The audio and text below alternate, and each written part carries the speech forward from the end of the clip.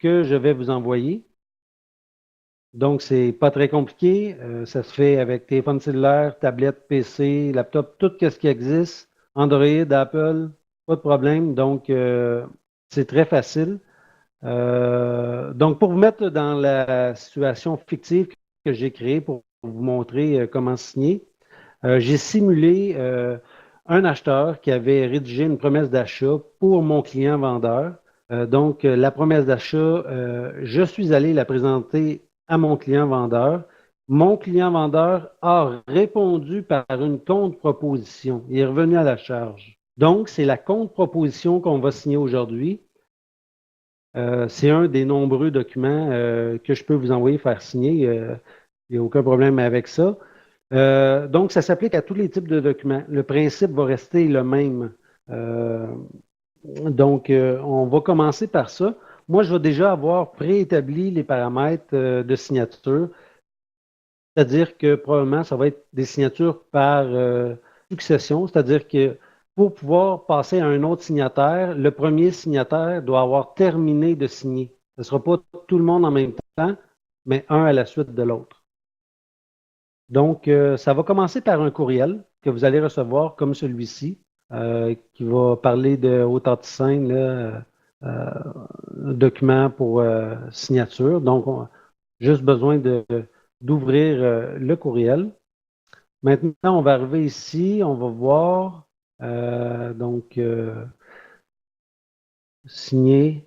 On va cliquer sur cette partie-là ici, bien valider là, que c'est moi qui vous l'envoie. Hein. Ça, c'est quand même très important. Donc, on va cliquer ici pour signer. Donc, c'est ça. Donc, c'est ça ici. Il y a plusieurs possibilités qui s'offrent à vous. La plus simple euh, étant d'accepter la signature ici et d'accepter les initiales ici au besoin, si on en a besoin, dans le formulaire. Si vous acceptez que votre nom soit orthographié comme ça et vos initiales comme ça ici, vous cliquez sur Accepter tel quel. Donc, c'est ça qui va apparaître lorsque vous allez signer. Sinon, vous avez la possibilité de tracer la signature avec un stylet, avec votre doigt, avec une souris, ce qui n'est pas l'idéal. Ou vous avez aussi la possibilité de sélectionner le style. Le style va faire changer euh, la calligraphie qu'on retrouve ici. Donc, c'est à vous de choisir. Si vous voulez vous amuser, il n'y a aucun problème. Si vous voulez que ça fasse beau. Donc, c'est ça. Une fois que tout ça est fait, on clique sur Accepter.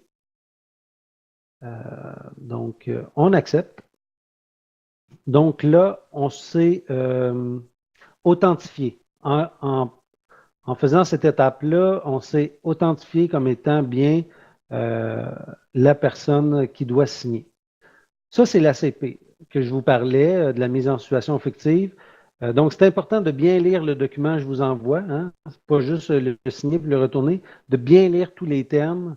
OK, du côté, on a le vendeur, monsieur vendeur, mon client vendeur, que j'ai présenté la promesse d'achat. Il y a aussi le client acheteur à qui va être destiné euh, la contre-proposition. Donc, mon client vendeur, bon, lui a décidé de ne pas vendre en bas de 325 000, pas une scène en dessous. C'est bien correct comme ça. Puis, pour motiver l'acheteur à accepter, bon, il a rajouté une inclusion, sera rajouté aux inclusions la souffleuse en neige rouge, bon, tout ça, pour donner un incitatif d'accepter cette offre-là. Donc, une fois qu'on a pris connaissance, on va aller sur Commencer, juste ici. Et puis, on va cliquer dessus. Ça va nous amener directement à la bonne place. OK? Donc, on va juste cliquer une fois dessus euh, Madame le vendeur. Et là, la signature va apparaître toute seule. On n'aura pas besoin de rien faire. Je clique une fois, ça s'est transformé. Euh, OK. Ensuite, là, je ne sais pas ce qui se passe. Bon, OK. Ensuite, on doit marquer là. OK. On doit marquer ici que la ville à laquelle c'est signé. Donc, on peut marquer un exemple Mascouche, signé à Mascouche. Donc, on a la date, le 26 January 2018. Et puis, suite à ça, on fait compléter parce qu'il n'y a plus rien d'autre à faire. Donc, on va en haut ici, on va faire compléter et ça va compléter la signature. Ici, vous avez la possibilité de rentrer un mot de passe pour protéger vos données. C'est à votre choix.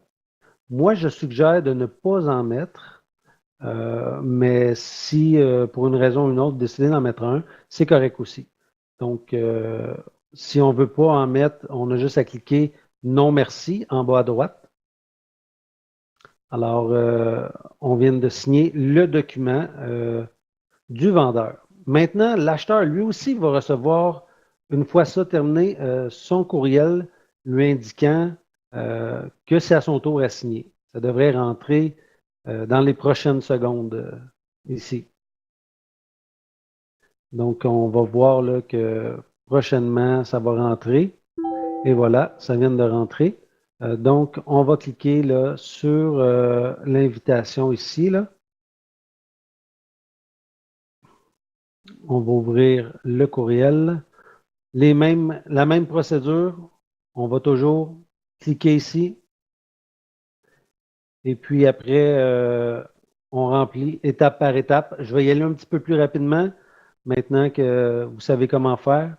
Donc, en premier lieu, on fait ce qu'on veut ici, tracer la signature sélectionnée. Je conseille d'accepter. Je clique accepter. Suite à ça, on clique en haut à droite en rouge, là, commencer. Ça nous amène directement à la signature. C'est important de bien lire avant, là, par contre.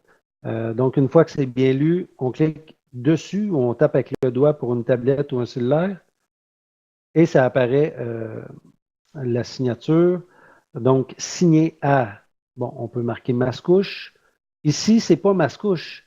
Si vous avez à répondre ici, c'est il déclare accepter ou refuser. Donc, c'est un des deux. Donc, mon client a décidé qu'il acceptait. Le client acheteur a décidé qu'il acceptait. Ça lui convenait. Donc, accepter, accepter. Alors, ça complète la, euh, la signature électronique. On va en haut à droite compléter. Donc, compléter la signature. Et voilà, le mot de passe. Mon client n'est pas intéressé à mettre un mot de passe. Il dit non, merci. Et voilà, vous avez tout là, pour signer maintenant.